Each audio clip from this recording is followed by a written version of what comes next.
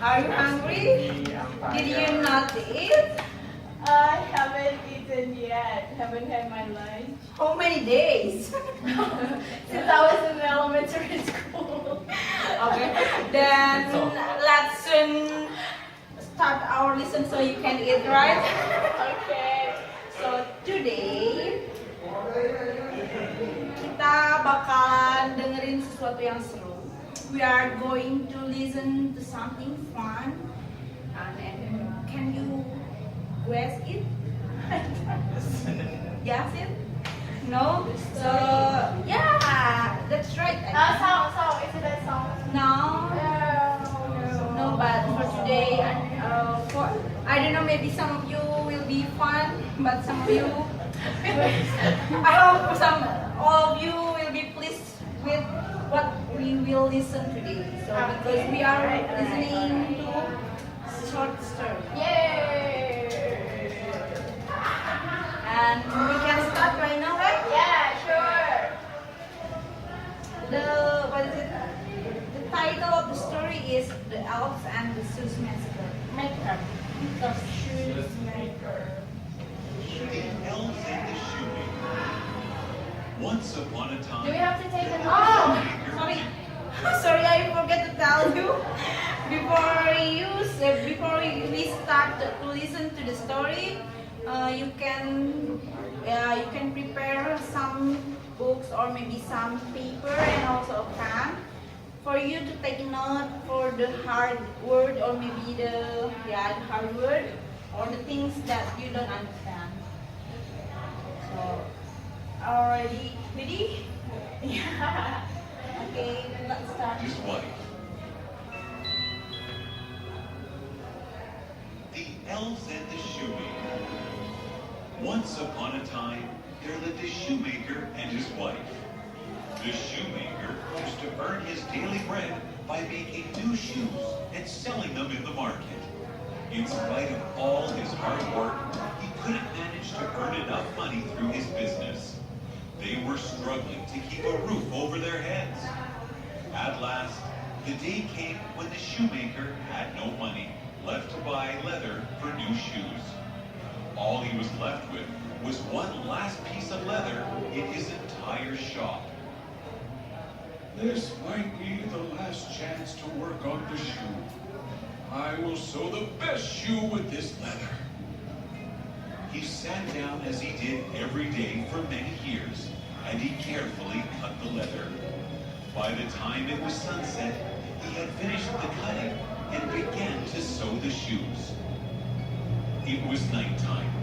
He set the shoes down on the table. I will stop for today. Tomorrow I will complete the pair. He closed the workshop door and left for home. The next day, he got ready early in the morning. See you, dear. Today is the last day in the workshop. It's all going to be over soon. Don't worry, darling. We will come out of it soon. Don't ever lose hope. The shoemaker knew that her encouragement was of no use. He smiled at her and left for work. When he opened the workshop, he found something unbelievable. There was a pair of nicely colored shoes with delicate embroidery sitting in the spot where he had left his work. Huh? How is this possible? Anyway, I must not waste any time. I should sell this masterpiece in the market. He rushed to the market and sold the shoes. With the money he earned, he bought more leather. For the rest of the day, he sat in his workshop cutting the new leather to make more shoes. As the day ended, he left for home, leaving the unfinished shoes behind. At dinner time, he told his wife about the incident. I told you, don't lose hope. You are a hard-working man. Sooner or later, we get what we deserve. The next morning, when he returned to the shop, to his astonishment, he found several pairs of beautiful shoes kept on the table where he had left pieces of leather. This is a miracle. Throughout these years, I was struggling to earn through my hard work, but I didn't manage to do so. I think someone is trying to help me. Again, he rushed to market and bought more leather, carefully cut out leather for several pairs of shoes, and left those on his work table. In the morning, once again, he found more shoes awaiting him. There were sandals, boots, ballet shoes, clogs, robes, and moccasins with different colors. Oh, what stunning shoes! Some stranger is helping me with pure intentions. If this keeps going on, I will never run out of money. We will live happily. The shoemaker began to leave pieces out, ready for the stranger's beautiful handiwork. This went on for weeks. Every morning, the shoemaker found more shoes waiting for him. Soon, he became known for making the most beautiful shoes in his village. They built a splendid mansion to live. See how our life has changed? It's just a matter of time. Yes, my dear. You have always encouraged me, and here we are. Yes, we should not forget the stranger who is helping us. We must find out who that is, so we can do something to thank them. They leave the place before morning. How will we meet them? Tomorrow, we can hide in the workshop to see them. Yes, that will work. I want to thank them for their help. The next day, as usual, the shoemaker cut the leather in the daytime. In the evening, his wife came to the workshop as planned. Let's hide somewhere. Yes, we can hide behind that closet. So they hid in the little closet behind the work table and waited. At midnight, the shoemaker and his wife heard voices humming a pretty little tune. They peered out of the closet and were amazed to see two cute little elves wearing torn old clothes climbing through the window. They jumped inside. The elves were humming and dancing, leaping into the air. The happiest fellows the shoemaker had ever seen.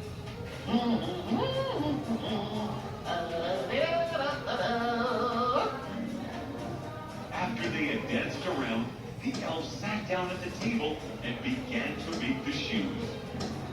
They cut, sewed, colored, and decorated the shoes one by one. The shoemaker and his wife were watching them cheerfully. The shoemaker was astonished at their shoemaking skills. Finally, there was another set of shoes ready to wear. The elves jumped out of the window and disappeared. They were elves. Every day they come to help us. We must find a way to thank them. Yes, sure. But what can we do for them? They were wearing very old and torn clothes. We can give them some clothes. That's a brilliant idea. I will sew new shoes for them. I will sew nice warm clothes for them. The couple worked to make the elves gifts. After a week, the shoemaker sewed two tiny pairs of beautiful boots lined with fur. The shoemaker's wife stitched up two little fleece jackets with matching shirts and warm woolen trousers. These shoes and clothes will look adorable on little elves. I'm really excited to see them wearing these clothes. Tomorrow is Christmas Eve. We will decorate our shop for Christmas and keep these gifts at my work table. The couple decorated the shop for Christmas and kept the gifts near the work table. At midnight, sure enough, they heard the elves' voices. The elves made a dramatic entry like before. They were happy and dancing. But when they saw the table, they were surprised. Where is today's work? Look, brother, how beautiful these clothes and boots are. They are colorful, too.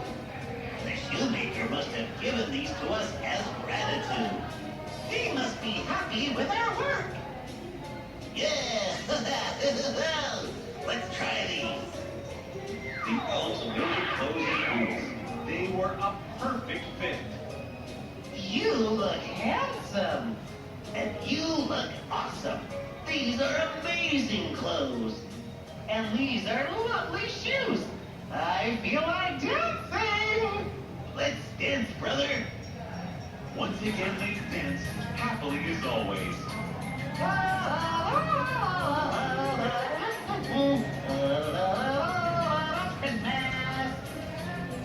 The shoemaker and his wife were very happy to know that the elves liked their new clothes. After a while, the elves leapt out of the window and vanished in the moonlight. The shoemaker and his wife came out of their hiding place. Oh dear, I'm really glad that they liked the gifts. Oh, yes. It's time for a celebration. Let's go home. It was Christmas morning. The shoemaker cut his leather and left it out on the table for the elves. But when he returned to the workshop the next day, he found no shoes. He went home to tell his wife. Our elves have not returned. There were no shoes. That's okay. They have helped us enough. You shall work again just as you always have. Yes, I will work on my own. Throughout these days, I have learned what people want and what they like. I will make the best shoes. Once again, he set to work just like he had done for all those years before the elves came. And just as the elves used to make, the shoes he made were as beautiful as ever. Do you get what is the story tell you about? A little. Little? So maybe you can tell me what did you get from the So story? what I got is that it's about first the shoemaker and the elf, that those elves, more than one elves, right? Yeah. Okay, they help the shoemaker to make the shoe even more better and gorgeous and something like that. And then those old women and old men, they try to thank the elf by making them like what is that? Floats, yeah, making floats and something. Something like that. So how I want to ask you how you can understand, even though I mean I think that you don't really heard word by word about the story, but you still can understand, right? Yeah. Yeah. So I want to ask you how you can understand the context about the story, but even though you still don't understand maybe all of the word, or maybe that listen, is it your instinct or maybe what? So I think the reason is because the speaker said the title of the story. So we have a clue. So yeah. So you have, Also, we connect word, not all words, but the words we catch, we try to connect it one by one. okay, correct. So here there from this from this listening, the truth is I want to give you a tip for the listening. Why? What is it to understand that? Why you understand about the story? The first one is yes, it is because the title of the story. The first one is because you have a clue. So you know preview if you watch the movie, and then the first one you must be read the synopsis, so you get a clue, or maybe you can imagine how the story will going on. Yeah, it's the same with the listening. So the first tips is you must know what will the story tell you, the preview of what you will listen about, like the title of the story. And the second one is when you listen to the story, the first one that will going on in your brain is asking, what did you listen? Is who and how, who and what they talking about, right? Like who the main, what the main idea of the story. Even though you don't know about the story is, you still can understand. You can understand the story, but yang paling penting itu kalian tahu the main idea-nya gitu. Jadi sebenarnya kalau dilihat dari sini itu, kita dari listening itu kita nggak usah ngerti dari word by wordnya. Dan kenapa saya suruh kalian untuk mencatat itu? Itu biar untuk menambah vocab kalian. Soalnya kalau kalian nggak bisa nangkep sama sekali si kata-katanya, otomatis itu kalian harus lebih ekstra kerja keras. Soalnya kalian harus tetap mencatat vocabulary-nya. Tetapi kalau misalkan kalian udah bisa nangkep isi, get the point of the story, I think it's not really important for you to really understand the word one by one, but you can still get the point of the story. And then that is and do you want to read the story? Listen to another story? Or that's enough? Up to you. Okay, I think I want to just ask you about something that maybe the point of the story. The first one is it happy ending? Is the story happy ending? Yeah. And what kind of moral that you get from the story? For me, myself, I personally think that we try to give something to someone that helps us. In order that we appreciate what they've done to us. Yeah, and do you think the one who was helped getting sombong or something like that? No, right? So I think the story is like we must, like what Jehan said, that we must give the thing and the one who help us something in return, even though they doesn't hope the gift from us. Yeah. But it is still hutang budi untuk Try to appreciate what someone's have done to us. And then that's all. That's it. Maybe some of you think that this is just listening story, but what I want for you is you get the story, what is the story, and get what is it? Get the point and get the moral point of the story itself. So that's what we learned today. Jadi sampai sekian hari ini, dan mungkin untuk tugas minggu depan itu kalian paling nyiapin buat story kalian nanti ditulis di buku masing-masing, ceritakan ya. Assalamualaikum warahmatullahi wabarakatuh.